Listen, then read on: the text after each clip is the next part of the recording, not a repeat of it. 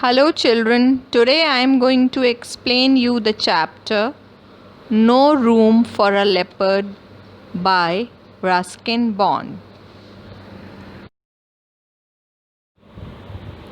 Let us know about the author. Ruskin Bond is an Indian author of British descent. Bond wrote his first novel, The Room on the Roof, when he was 17. The Indian Council for Child Education has recognized his role in the growth of children's literature in India. He was awarded the Sahitya Akademi Award in 1992 for Our Trees Still Grow in Dehra, his novel in English. He was awarded the Padma Shri in 1999 and the Padma Bhushan in 2014.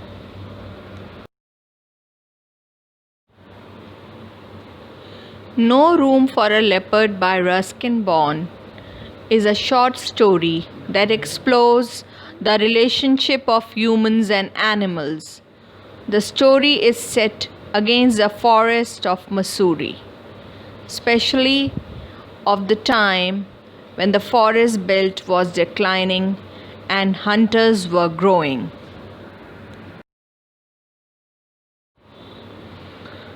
So children, the story begins like this. A little far from his cottage. His here is used for Ruskin Bond. A little far from his cottage, down the hill, Ruskin goes for a walk around a stream. After some time, the trail of the path disappears in the forest and a stream appears, its water making a soft gurgling sound flowing down the ravine.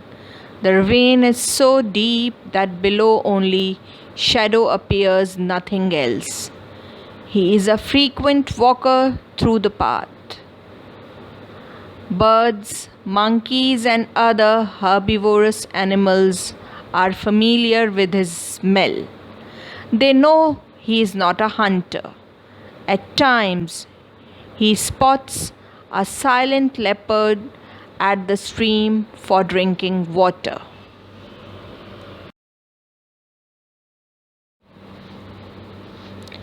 Ruskin often stops upon seeing it. That also happens that they both cross each other's path several times. Even animals can smell the intentions of man. Like other animals, leopards sense Ruskin as a harmless human. It trusts him. One day, Ruskin finds a few men resting under oak trees with guns. They are hunters. They ask Ruskin if he has seen any leopard there. Ruskin denies.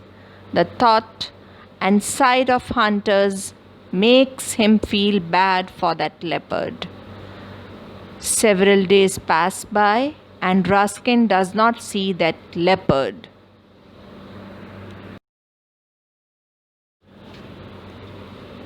One day Ruskin goes to a serene and silent hill. The silence there begins gnawing him. He senses something is eerie. When he focuses on one cave, it is dark inside, and he feels that there is that leopard. He returns home silently. Next day, while on a walk, he sees some men making a jubilant sound. When he sees them, he freezes with disbelief. On a bamboo pole, the same leopard's corpse is hanging. The men were singing their song. "We told you that there is a leopard in the jungle," said one of the hunters.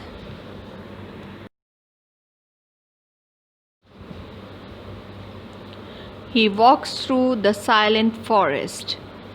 It is very silent, almost as though the birds and animals know that their trust has been violated. He then remembers the lines of a poem by D.H. Lawrence. There was a room in the world for a mountain lion and me.